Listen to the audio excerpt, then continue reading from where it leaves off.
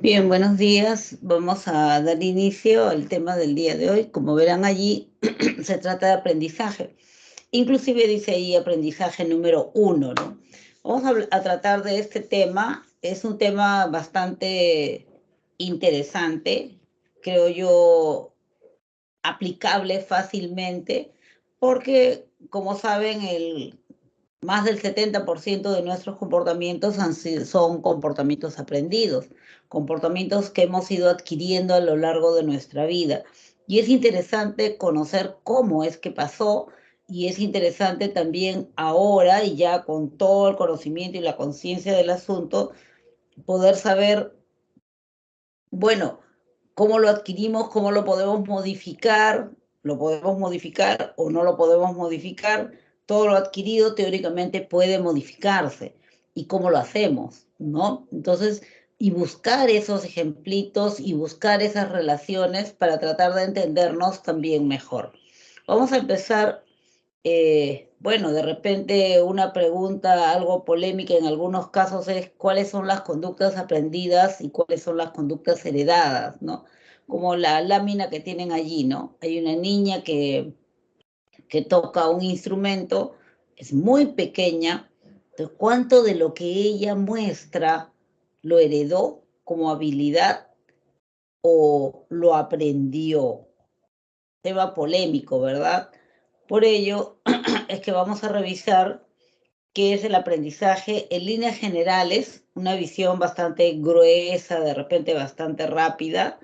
¿Qué es el aprendizaje? Hoy vamos a revisar en esta parte uno qué es el aprendizaje por condicionamiento clásico, también conocida como asociación de estímulos. Lo mencionamos cuando veíamos lenguaje, ¿no? Asociación de estímulos. Y el aprendizaje por condicionamiento instrumental u operante. También en aquella oportunidad lo mencionamos y dijimos que tenía que ver con las consecuencias. Vamos a pormenorizarlo el día de hoy.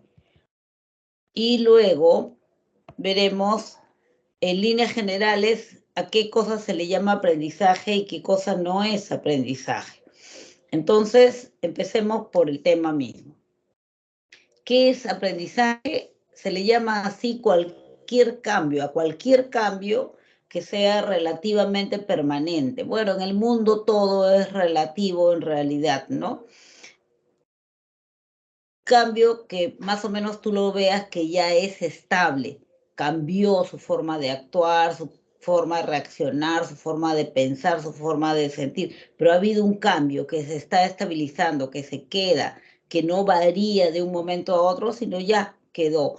Estos delfines no nacieron jugando con los aritos, sin embargo ahora ya lo aprendieron y lo hacen, ¿no es cierto? Este hombrecito no nació pudiendo mantener en equilibrio, en movimiento las pelotitas, sin embargo lo hace, o sea, lo ha aprendido. Es un cambio relativamente permanente en el comportamiento y que se ha generado por la experiencia misma. Eh, por lo tanto, no son aprendizajes aquellos cambios productos de la maduración.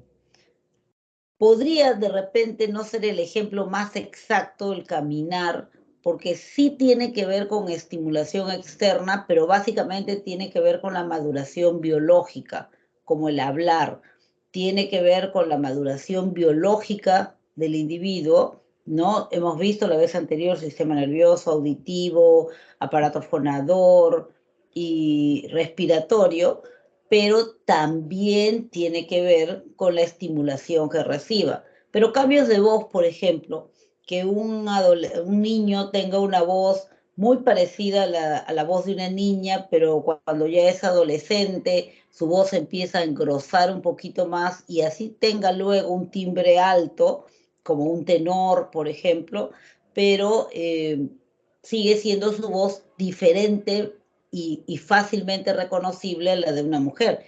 Estos cambios son producto de la maduración, ¿no? De la maduración, o sea, de la evolución espontánea del individuo. Tampoco no son aprendizajes, o sea, no se ha aprendido los cambios que tú puedes ver en alguien, producto de consumos de estimulantes o cualquier otro producto psicoactivo, ¿no es cierto? Cualquier otro producto de algo que pueda activarte, licor, por ejemplo, ¿no? No porque veas a alguien muy bailarín en una fiesta quiere decir que, oh, se volvió bailarín. A ver, quítale licor, a ver si es bailarín de verdad, ¿no? O de repente alguien que es tranquilo porque se ha tomado una pastilla, ¿no? A ver, quítale la pastilla, a ver si sigue tranquilo o se volvió hiperactivo. Entonces, eso no es aprendizaje. Tampoco es aprendizaje aquellos cambios que tú puedes ver en el comportamiento de alguien, comportamiento así a grandes rasgos, ¿ah? Comportamiento de conductas manifiestas y de conductas encubiertas, pensamientos, sentimientos. Los cambios que puedas ver en personas que sufren de enfermedades degenerativas, el Alzheimer, por ejemplo, o de repente algunos tipos de, qué sé yo, amnesia, ¿no? Entonces, o de repente productos de una lesión cerebral, el sujeto cambia su conducta, su comportamiento, su moral, pero eso no es que aprendió, ha aprendido a ser así, no, sino que es consecuencia directa del daño orgánico.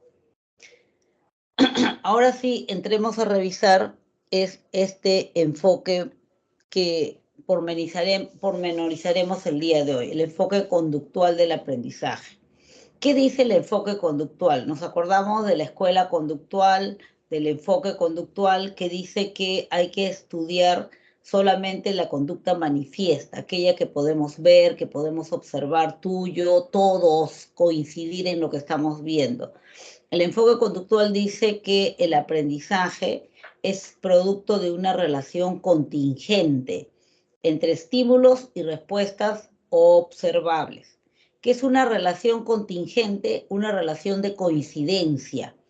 Entonces, el aprendizaje se produce o se produciría porque hay coincidencia. Coinciden estímulos y respuestas, sea en el tiempo o sea de repente en otras circunstancias como consecuencia. Pero el asunto es que coinciden estímulos y respuestas. El condicionamiento, este término es importante que sí lo graben. El condicionamiento es el principio de adquisición. Entonces, ¿cuál es el principio de adquisición de conducta para la escuela conductual? El condicionamiento. ¿Y qué es el condicionamiento? El condicionamiento es una predisposición que se aprende para emitir una respuesta, o sea, para mostrar una respuesta específica, rápida o altamente probable, producto de una asociación sistemática entre estímulos y respuestas. Entonces, el condicionamiento vendría a ser el proceso a través del cual un estímulo y unas respuestas determinadas se enganchan. Y entonces cada vez que aparece ese estímulo, tú emites la respuesta. Pero fíjense qué dice aquí, de manera rápida o altamente probable. Es altamente probable que alguien abra la puerta si yo toco el timbre. Es una conducta aprendida, ¿no es cierto? Entonces, ¿cómo se aprendió? Por condicionamiento. Aprendí a tener esa predisposición a ir hacia la puerta cada vez que alguien toca el timbre, ¿no? Entonces, eso es el condicionamiento.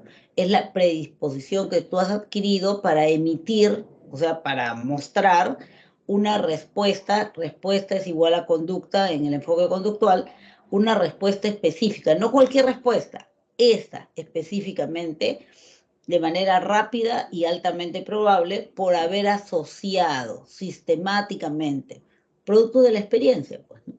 Porque se produjo una vez, 2 veces, 3 veces, 4 veces, 5 veces, etcétera, esta coincidencia entre estímulos y respuestas. Vamos a la siguiente. Dice, ¿cuántos tipos de condicionamiento existen? Básicamente 2. Desde el enfoque conductual tenemos 2 tipos de condicionamiento. El conocido condicionamiento clásico,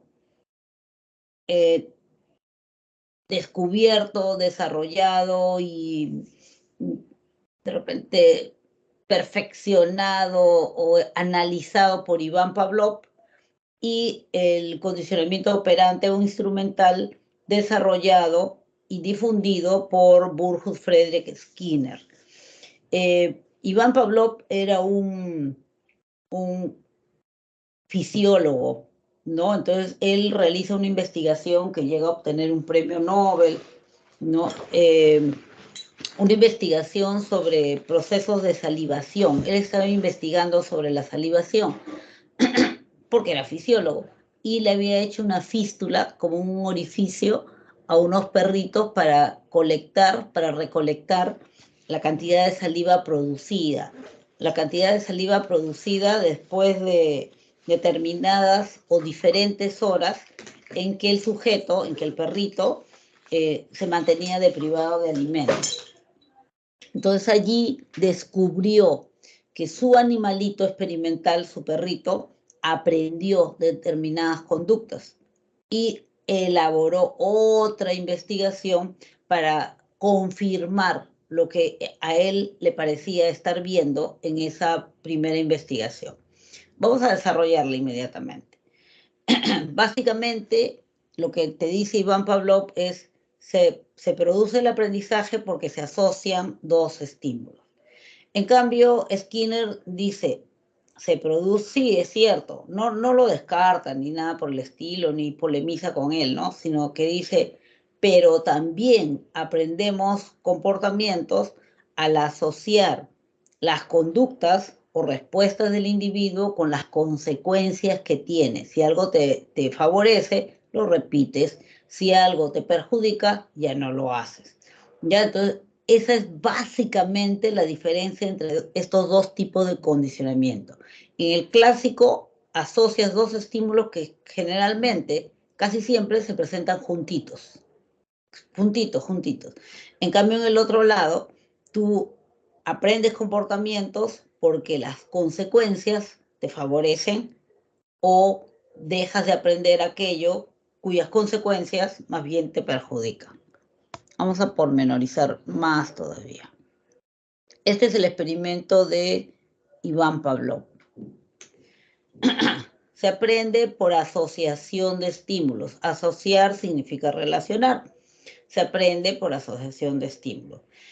Este es el principio de adquisición conductual. O sea, ¿cuál es el principio de asociación conductual para el aprendizaje en el condicionamiento clásico?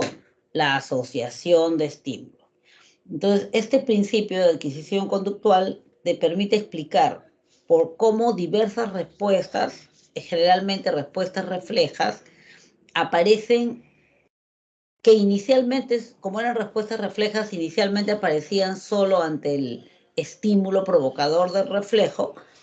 Después de estar apareándose con otros estímulos, los otros estímulos empiezan también a producir esa respuesta, que ya no sería una respuesta refleja, ¿no es cierto? Porque ya no es natural, sino sería una respuesta aprendida. Vamos a ver cómo era el experimento. Antes de que se produjera el condicionamiento, el perrito ante la comida salivaba, y eso no es nada del otro mundo. Todos salivamos cuando tenemos hambre y vemos alimentos. Son las 2, 3 de la tarde. No has comido nada desde las 6 de la mañana que saliste de tu casa y entra el auxiliar a tu aula comiendo una empanada caliente que despide el olor tan provocador. Obviamente tú sientes que, ay, se me hace agua la boca, ¿no? Significa que tu boca se llenó de saliva, estás salivando. Salivar es un reflejo. Entonces, con ese principio, Pavlov trabajaba eso, medía la cantidad de salivación que producía su animalito al ver la comida después de determinada cantidad de horas. Entonces, la comida vendría a ser lo que Pavlov en ese momento denominó el estímulo incondicionado, significa el estímulo natural, reflejo, no aprendido. La salivación venía a ser la respuesta incondicionada, o sea, la respuesta refleja, que nadie te la enseñó, sino que es natural. Pero le asoció un sonido. Un sonido, en realidad en general. Ahí seguramente van a encontrar campanas, metrónomos, timbre, lo que sea, pero es sonido, ya. En este caso la lámina dice una campana. Asoció, significa que relacionó.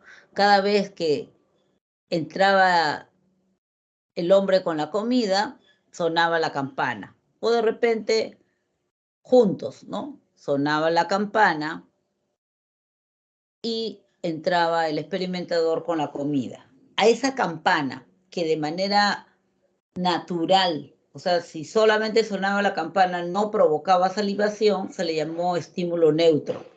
El estímulo neutro es el estímulo que no provoca la respuesta que estamos estudiando. ¿No? Estás con mucha hambre.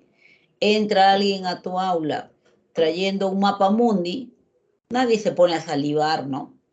O entra alguien a tu aula trayendo de repente, no sé, 10 libros, nadie empieza a salivar, nadie, pues. Entonces, a eso se le llama estímulo neutro.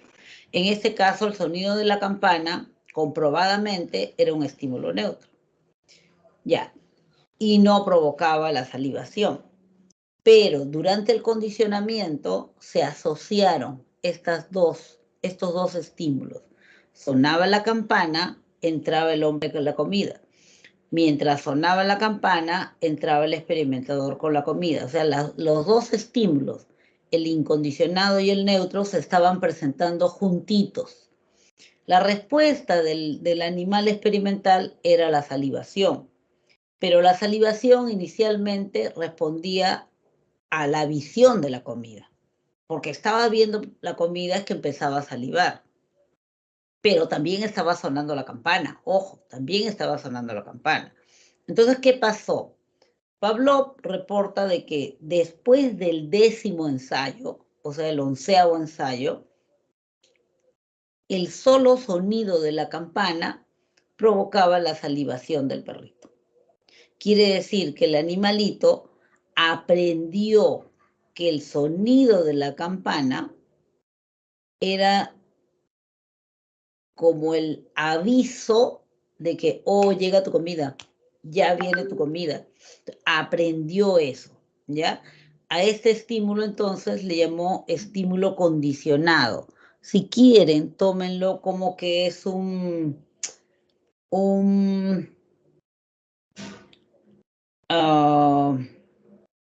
sinónimo de estímulo aprendido. Aprendió a reaccionar delante de la campana. Y la salivación, si bien es cierto, era igual salivación, ya no podía ser llamada respuesta incondicionada en ese caso, porque no era una respuesta refleja, y la respuesta incondicionada es refleja. Entonces le llamó respuesta condicionada. Cuando ya se produjo el condicionamiento, el estímulo que provoca el condicionamiento, que en este caso es la campana, que antes era neutro, ahora se convirtió en estímulo condicionado. Y la respuesta, que antes era incondicionada, se convirtió en respuesta condicionada. ¿Para qué sirven estos nombrecitos? Solamente para identificar cuáles han sido los elementos que participaron. Dice que así aprendemos una serie de conductas, asociándolas. Y yo les mencionaba cuando veíamos lenguaje, como la mamá viene y te dice, ya, hora de tu leche, te gusta la leche, está rica la leche, y asocia el sonido leche con ese saborcito rico que tiene en su boquita. Entonces, ese saborcito rico era lo que le provocaba ese bienestar, ese placer, ¿no? Esa salivación, si quiere. Pero de tanto asociarlo con el sonido, la mamá apenas dice, ¿quieres leche? El niño ya está salivando. ¿Ya? Entonces, ya está provocado. ¿Ya? Entonces, allí en esos casos se produce un condicionamiento clásico, cuando se produce una asociación de estímulos. Uno que sí provoca con otro que no provoca naturalmente.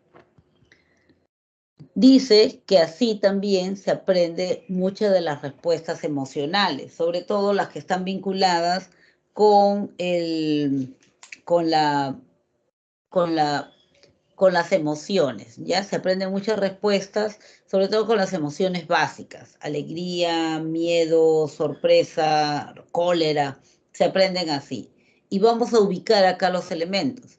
El estímulo neutro, en este caso, es una ratita blanca. Le pones una ratita blanca al bebé menos de un año, 11 meses, vamos a suponer, se la pones en la cuna y el bebito no tiene miedo. No, juega, curiosea, la toca, etc. Ya, otra situación. Golpeas un latón de fierro con un martillo y produce un ruido así, pues horrible, estrepitoso, y el niño va a llorar, sobre todo si no ve de dónde viene el sonido, ¿no? Va a llorar de manera natural. Quiere decir que este estímulo es un estímulo incondicionado. El estímulo incondicionado es el que provoca una respuesta de manera natural. En este caso, el estímulo incondicionado es el sonido del martillo. Suena el martillo fuerte, el niño llora. Esa es su respuesta incondicionada. La ratita blanca ya dijimos que era neutro. Pero si yo asocio la ratita blanca con el estímulo incondicionado, martillazo en la plancha de acero, voy a provocar un condicionamiento. Entonces, en esta situación de condicionamiento, el sujeto pone la ratita blanca en la cama, que no provoca, en la cunita, que no provoca nada inicialmente, pero lo asocia, lo presenta siempre junto con el sonido, el martillazo en el latón. Entonces, pone la ratita, el sonido, pone la ratita, el sonido, pone la ratita, el sonido, y el bebé está llore, llore, llore, de manera natural por el sonido que lo asusta. Pero después de un tiempo, y en este caso fijó que era menos tiempo, o sea, no fueron necesarios 10 ensayos, sino al tercer ensayo, apenas el niño vio la ratita blanca, empezó a llorar de miedo. Empezó a llorar de miedo. Significa que aprendió a tenerle miedo a la ratita. La ratita se convirtió en el estímulo condicionado, sinónimo de estímulo aprendido, y el miedo en la respuesta condicionada, sinónimo de respuesta aprendida. Este es un experimento que probablemente hoy en día tendría una censura bien grande, que elaboró John Watson allá por el año 1919 con este pequeño Albert, que era su familiar todavía de Watson, ¿no?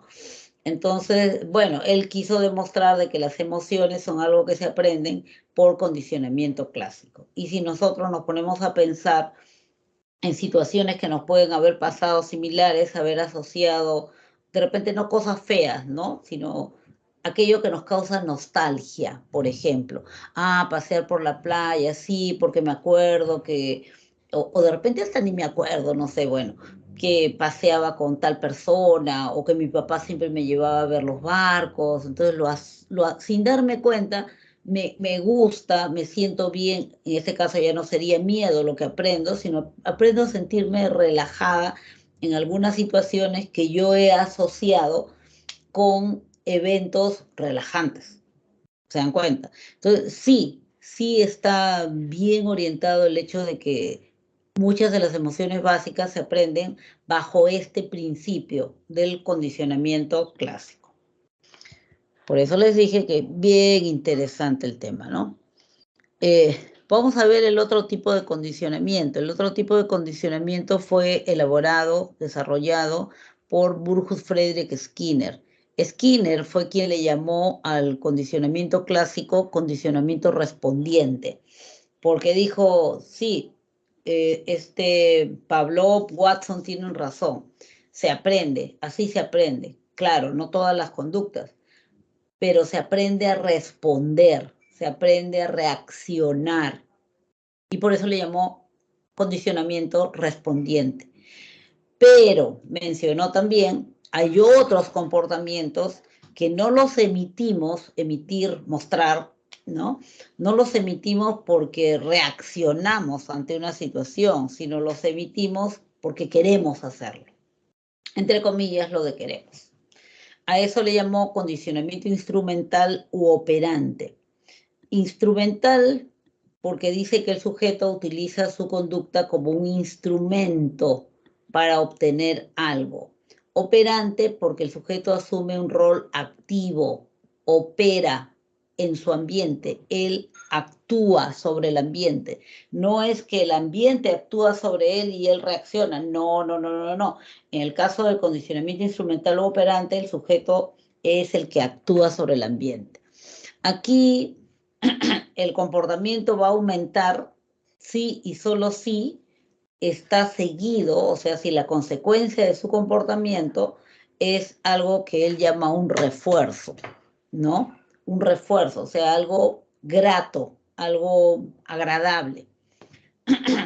O puede ser que su comportamiento del sujeto disminuya, o sea, deje de hacer algo, porque la consecuencia es algo desagradable, que le llama un castigo. Pero no necesariamente, quítense la idea de que castigo es igual a golpe, no, no necesariamente. También, pero no solamente.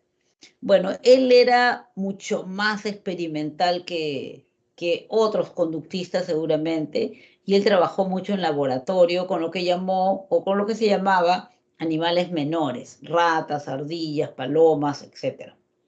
Entonces, esta es una caja, una jaulita experimental que él diseñó y mandó construir, ¿no? Conocida como la caja de Skinner. En esta caja de Skinner, él tenía una serie de aditamentos, ¿no? O sea, tenía lunas, tenía rejillas, tenía puerta de vidrio, puerta de madera, botones, cables, surtidores, etc. Entonces, en esta cajita introduce un pericotito hambriento. Acuérdense que la mayoría de animales experimentales son hambrientos para que su respuesta, su conducta sea exagerada, ¿no? Y poder estudiarla. Introduce la ratita con hambre. Entonces, ¿qué sucede con esta ratita que está de hambre? Empieza a correr, chillar, empujar, todo, ¿no? Está de hambre, pues. Entonces, él empieza a hacer experimentos ahí, ¿no? Por ejemplo, supongamos, vamos a suponer, acá está señalando unas luces, roja, azul. Vamos a suponer que se prende la luz roja. O no, la ratita está, situación previa, está corriendo, gritando, chillando, no tiene hambre, araña, quiere salir, no puede. En una de esas, de pura casualidad, mueve la palanca, la luz rojita está encendida, pero de casualidad, ¿no? O sea, no es que esperó que la luz esté prendida, la luz estaba prendida y él de casualidad golpeó la palanca y cayó una bolita de alimento en el surtidor de comida. Obviamente se la devora. Después de un rato, otra vez sigue teniendo hambre, va, corre, chilla, empuja, jala todo, y de pura casualidad vuelve a presionar la palanca, a golpear la palanca, cae otra bolita de alimento y la luz roja estaba prendida, ¿ya? Algunas veces golpeó la palanca, pero la luz roja estaba apagada y no cayó comida. Ya, fíjense, ¿eh? Entonces, pronto el animal aprende algo. ¿Qué aprende? Que si la luz roja está prendida y él jala la palanca, va a caer una bolita prendida, una bolita de comida. ¿Cómo lo aprendió? Por las consecuencias que tuvo su conducta. ¿Cuál fue la conducta? Jalar la palanca. Como jaló la palanca, cayó la bolita de comida. Y por eso aprendió a jalar la palanca, pero no en cualquier zona, no en cualquier momento. Cuando la bolita de luz, cuando la luz roja estaba prendida, ¿ya? Aquí a esto le llama él triple relación de contingencia. La triple relación de contingencia, él dice que se produce, cada vez que hay aprendizaje se produce una triple relación de contingencia. O sea, hay tres elementos que van a coincidir. Una relación de contingencia es una relación de coincidencia. Estos elementos son el estímulo discriminativo, que viene a ser como una señal, la respuesta operante, que viene a ser el comportamiento del individuo, en este caso la rata, y el estímulo consecuente, que es lo que pasa después que el sujeto actuó. Entonces, trasladándolo a la situación de la ratita, el estímulo discriminativo señal es la luz roja encendida. La luz roja está encendida, entonces presiona la palanca y la consecuencia es que le cae su bolita de comida y se la devora. A eso se le llama una triple relación de contingencia. Entonces, lo que dice Skinner es siempre que tú aprendes una conducta que después tú dices que es tu conducta voluntaria, la aprendiste bajo ese principio. de la triple relación de contingencia. Hay algo que te da la señal, la situación, una voz, una persona, hay algo que tú identificas como que, ahora puedo hacer esto. Yo no me pongo a bailar en el altar de una iglesia, ¿no es cierto? No es una señal, no es el estímulo discriminativo. En una discoteca sí. Ante la música sí. Ante la música, aunque sea de mis audífonos, puede ser que sí. El estímulo discriminativo es la música. Mi respuesta es el baile.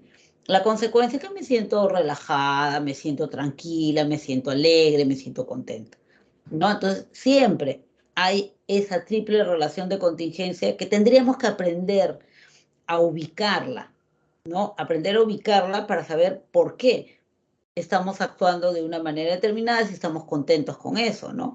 Porque la respuesta puede ser buena, bailar, relajarme, ya, comer, en el caso de la ratita, pero la respuesta o conducta también podría ser algo que no nos gusta, ¿no? De repente reacciono agresivamente, ¿ante qué estímulos? ¿Y cuál es la consecuencia? O sea, también nos sirve para analizar esas situaciones. A ver, aquí. Había algo, al tipo de aprendizaje en el cual el comportamiento aumenta si viene seguido por un refuerzo, disminuye si es seguido por un castigo. Y estos son los principios del condicionamiento operante. Reforzamiento, castigo, extinción. Dice, el reforzamiento es el principio del condicionamiento operante que te explica por qué una conducta aumenta, ¿ya? O sea, ¿por qué una conducta aumenta? Porque ha habido reforzamiento. O sea, el principio que funciona cada vez que tú aumentas una conducta o aprendes recién una conducta es que ha habido reforzamiento. Algo pasó que hace que tú sigas haciendo eso, sigas haciendo eso, sigas haciendo eso, ¿ya? El reforzamiento puede ser de dos tipos, positivo o negativo, lo vamos a dejar ahí en stand-by. Cada vez que tú disminuyes una conducta, o sea, dejas de hacer algo o ya casi no lo haces, decimos que el principio que funcionó ha sido el castigo. ¿Y qué significa esto? Algo pasó después que tú emitiste esa conducta que fue desagradable obviamente, que hace que ya no repitas más esa conducta. Disminuye la frecuencia de conducta. También puede ser positivo o negativo. Y hay un tercer principio que se aplica ya de una manera, digamos que definitiva, drástica, fatalista, que es la extinción. Solo se puede hablar de extinción cuando previamente ha habido un condicionamiento, cuando previamente ha habido un aprendizaje. Vamos a suponer que yo aprendí a cierta conducta. Por ejemplo, el animalito aprendió a bajar la palanca para obtener comida. Pero ¿qué pasa si desaparece la conducta? O sea, de pronto el animalito presiona la palanca y ya no cae comida. Presiona la palanca y ya no cae comida. Presiona la palanca y ya no cae comida. Presiona la palanca y ya no cae comida. Presiona la palanca y ya no cae comida. Va a llegar un momento en que va a dejar de presionar la palanca. Entonces decimos que se produjo una extinción de conducta. Hablamos de extinción de conducta cuando la conducta que previamente se había aprendido desaparece. Ya no vuelve a pasar más, ¿ya? Ahí hablamos de extinción.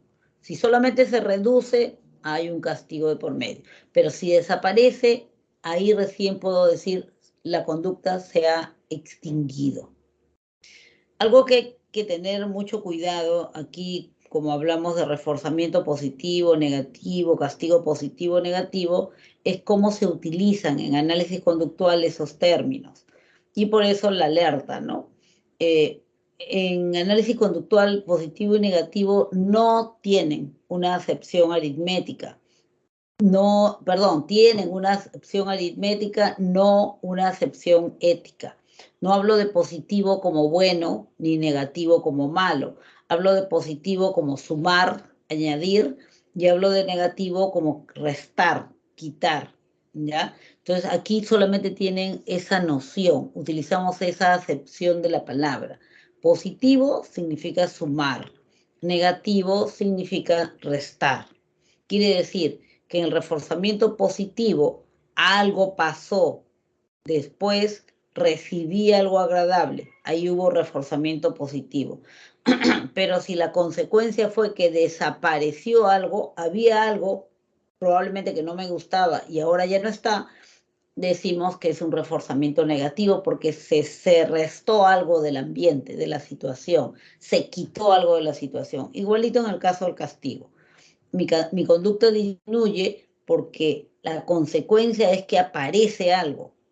Eso es positivo, aparece, se suma algo al ambiente, a la situación. Pero obviamente, si yo quiero que si mi conducta se ha reducido, es porque eso que apareció es algo desagradable para mí, algo que no me gusta, ¿no? Entonces, en ese caso hablo de castigo positivo. Un golpe, ay, sí, pues obviamente, ¿no?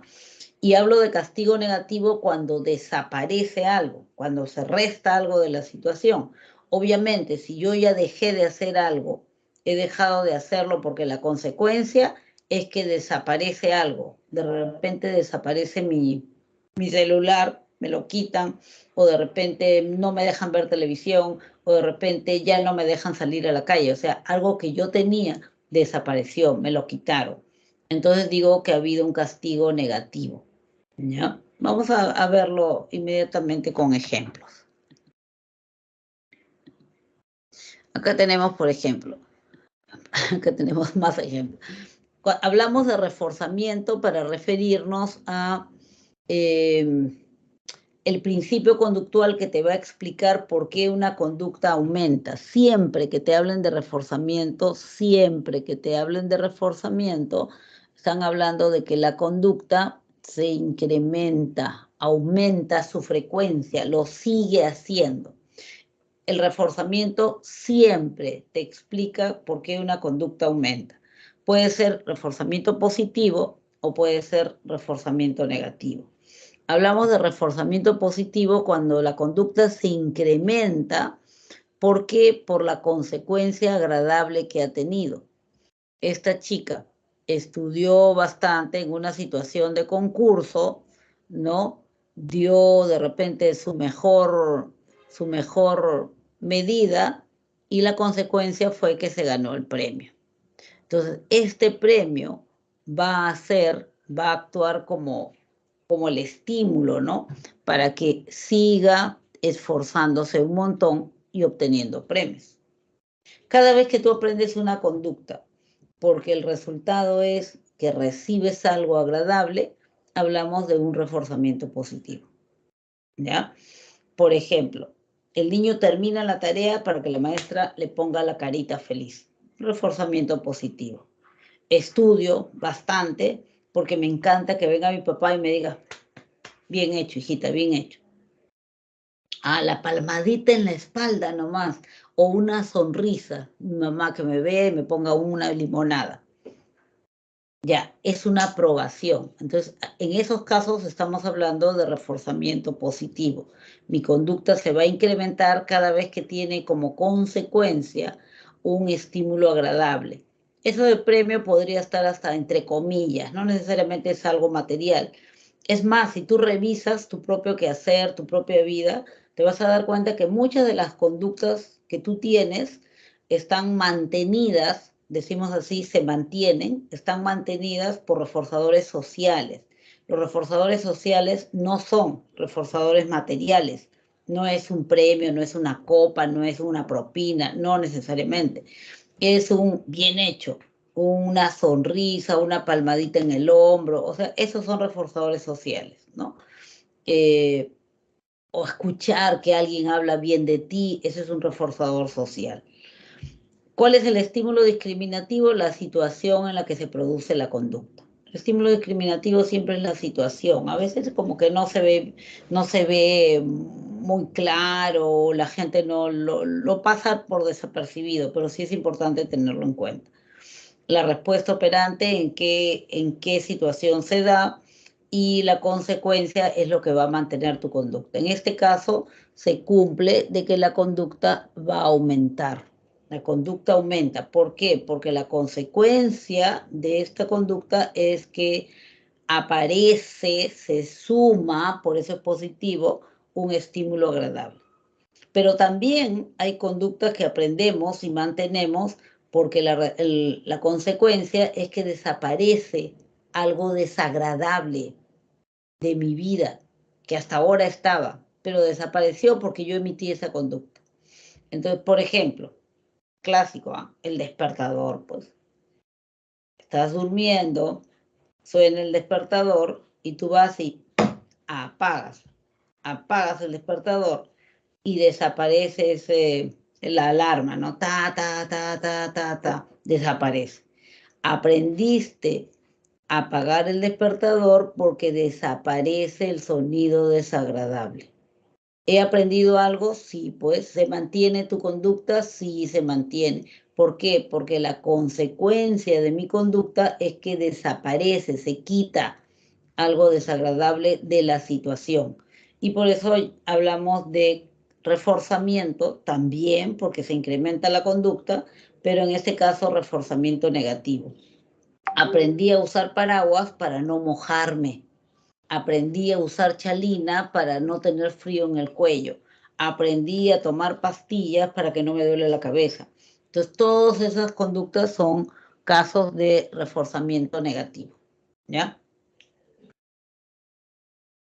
Seguimos. Hablamos de castigo para referirnos al principio que explica por qué un sujeto deja de emitir una conducta, por qué alguien deja de emitir una conducta. También, como en los casos anteriores, hablamos de castigo positivo y castigo negativo. Cuando hablamos de castigo positivo, o sea, en el castigo siempre, hay chispas, en el castigo siempre la conducta se va a decrementar. Cada vez que tú aplicas castigo, la conducta baja, ya no se emite con tanta frecuencia. Entonces, hablamos de castigo positivo cuando la consecuencia de tu conducta es que recibes, aparece, por eso es positivo, aparece algo. Pero si yo quiero que mi conducta disminuya, lo que aparece después de mi conducta tiene que ser algo desagradable, ¿no? Si yo cada vez que toco el timbre sale un perro y me muerde, ya no voy a tocar el timbre, pues mi conducta de tocar el timbre de repente se disminuye, pues disminuye porque, ¿por qué? Porque la consecuencia es que el perro me muerde, ¿no? Entonces, en ese caso estoy hablando de un castigo positivo. ¿Qué hizo que disminuyera mi conducta? A la mordida del perro, ¿no? En este caso, cada vez que la chica no termina o no hace bien su trabajo, la jefa la grita. Obviamente eso es castigo positivo, ¿no? O aquí, cada vez que el chiquito hace algo malo, el papá le da un correazo. Obviamente es castigo positivo. La tendencia sería que la conducta del niño va a disminuir. ¿Por qué va a disminuir? Por lo menos cada vez que lo vea el papá. Y ese sería el papá, sería el estímulo discriminativo. Cada vez que lo vea el papá, el niño no hace eso, ¿no? No hace esa conducta, qué sé yo, llorar, eh, gritar, etcétera. ¿Por qué? Porque el papá le da un correazo. Eso es castigo positivo. ¿Qué significa que sea positivo? Que aparece algo en la situación. Cada vez que hace mal el trabajo, la jefa lo grita. Entonces va a disminuir su conducta de ser negligente en el trabajo porque obviamente no le gusta que le estén gritando, ¿no? En el caso del castigo negativo, la situación es contraria. La conducta también disminuye porque es castigo, la conducta disminuye, pero disminuye porque desaparece algo. ¿Y qué es lo que desaparece? Algo que es agradable para el niño, ¿no? Entonces, por ejemplo, aquí, el niño empezó vamos a suponer, a patear las cosas, ¿no? A patear las cosas, a tirar los cojines, etcétera. Entonces la mamá lo sentó ahí en el rinconcito de la casa. Su conducta va a tender a desaparecer, su conducta de tirar los cojines en la sala va a desaparecer porque le ha quitado algo agradable. ¿Qué es lo agradable para un niño pequeño? La diversión, el movimiento, y ahí le quitó el movimiento. Le quitó la conversación con todo el mundo, está ahí mirando el rincón nada más. Entonces, castigo negativo es castigo porque provoca que disminuya la conducta, pero en este caso de castigo negativo disminuye la conducta porque se le quita algo que sí le gusta al niño, ¿no? O como en este otro ejemplo, ¿no? El niño está de repente pisando el sofá o está gritando y la mamá le quitó el control, ¿no? El control del televisor. Ya, no ves televisión, no ves televisión. Entonces, si cada vez que el chico trae malas notas o pisa el sofá, la mamá le quita el control y no lo deja ver televisión, la conducta del niño, que es algo que obviamente le gusta, si le gustara, ¿no? Entonces la conducta del niño va a tender a reducirse, a bajarse. A ver, entonces tenemos esos dos principios en el condicionamiento operante, el reforzamiento y el castigo. El reforzamiento siempre me va a dar explicaciones sobre por qué una conducta se incrementa, aumenta. El castigo siempre me va a dar explicaciones por qué una conducta baja, disminuye. Y tenemos el principio de extinción. La extinción, como decía hace un momento, solamente podemos mencionarla cuando una conducta previamente reforzada, previamente aprendida, desaparece. Ya no solo de manera temporal, sino simplemente ya no se da.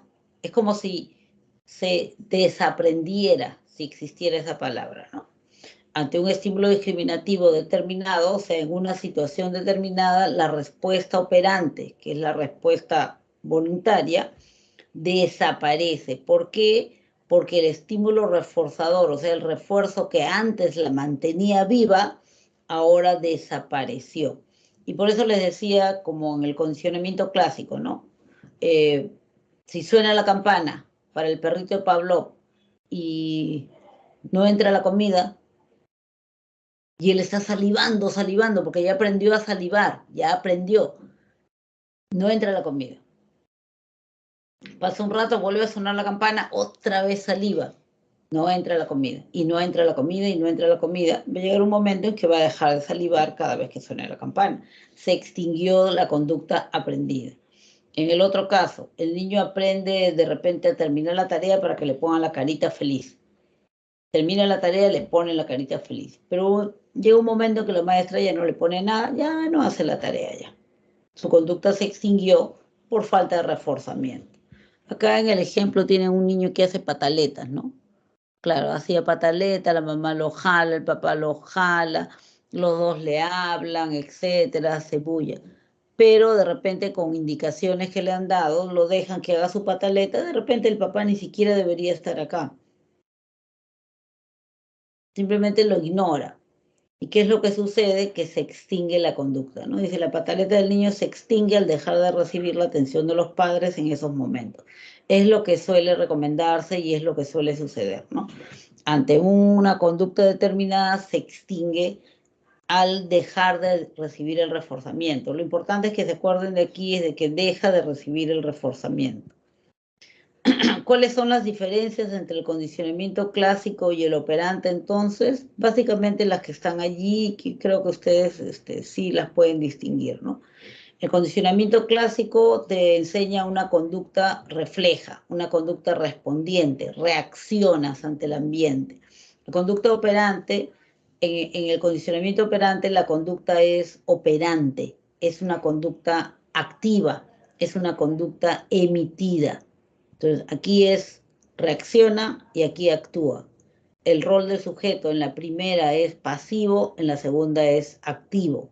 Los estímulos afectan al sujeto en el condicionamiento clásico. En el condicionamiento operante es el sujeto el que actúa y va a modificar el ambiente. En el condicionamiento clásico se aprende por asociación de estímulos. Algunos le llaman principio de contigüidad. En el condicionamiento operante se aprende por la consecuencia que origina la conducta en el sujeto.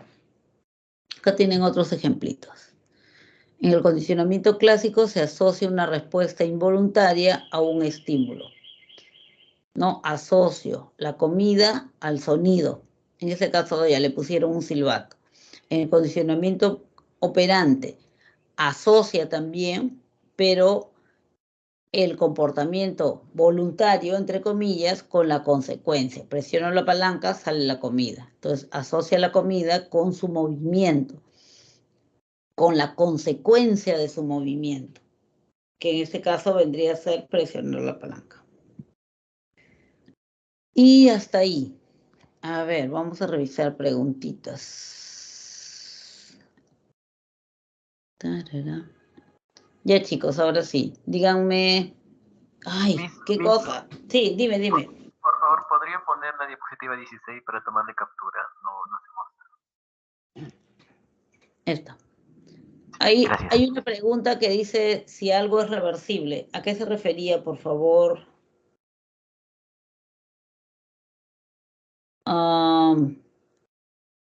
Brian, Luna.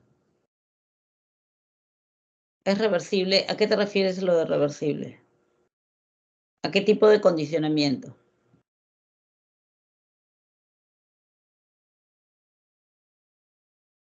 A ver, acuérdate, Brian.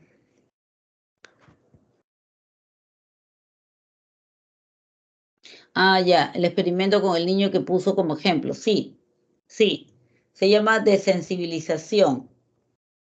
Hay una serie de prácticas y programas con estos programas conductuales y bien interesantes. Bueno, claro, hay críticas también, pero sí, se llama proceso de sensibilización. Por ejemplo, para los pacientes que tienen fobia a determinados elementos, entonces pasan por un proceso de sensibilización donde el estímulo se va asociando poco a poco, progresivamente, a otros estímulos que son más agradables, como por ejemplo la relajación. En la desensibilización el estímulo va apareciendo de repente muy de a poquitos. Por ejemplo, ya no aparecerá la rata, sino de repente, bueno, dependiendo de la edad también del niño, solo la palabra o de repente la foto, la imagen, la figura, ¿no? Entonces así se le va desvaneciendo el estímulo. Sí, hay programas para revertir el asunto, sí. Sí, interesante tu pregunta.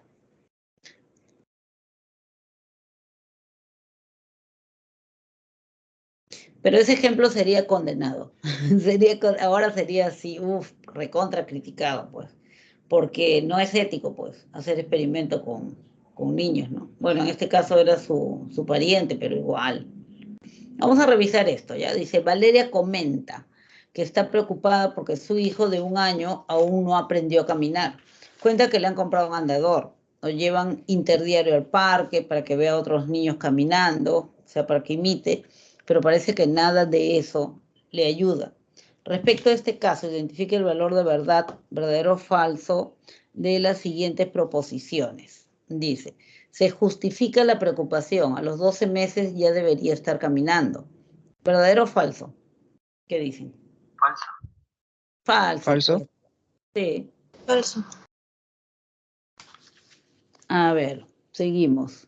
El caminar no es producto del aprendizaje, sino de un proceso madurativo. ¿Verdadero o falso? Verdadero. Verdadero. Verdadero. Incluso los niños que carecen de padres responsables aprenden a caminar. ¿Verdadero o falso? Verdadero. Verdadero, claro. Es un proceso madurativo. Sí es cierto que se puede adelantar, ayudar, estimular desde afuera. O sea, puede haber estimulación que de repente mejore el ritmo un poquito antes, etcétera.